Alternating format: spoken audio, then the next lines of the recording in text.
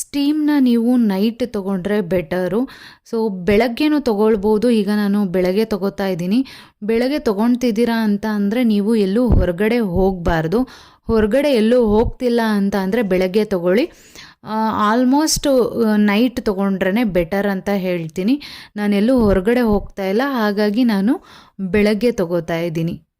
Steam ತೊಗೊಳ್ಳೋವಾಗಲೂ ಅಷ್ಟೇ, ನೀವು ಫೇಸ್ನ ಒಂದೇ ಕಡೆ ಇಟ್ಕೋಬೇಡಿ. ಸ್ವಲ್ಪ ಆ ಕಡೆ ಈ ಕಡೆ ಫೇಸ್ನ ಶಿಫ್ಟ್ ಮಾಡ್ತಾ ಇರಿ. ಸ್ಟೀಮ್ನ 3 to 4 ಮಿನಿಟ್ ತೊಗೊಂಡ್ರೆ ಸಾಕು.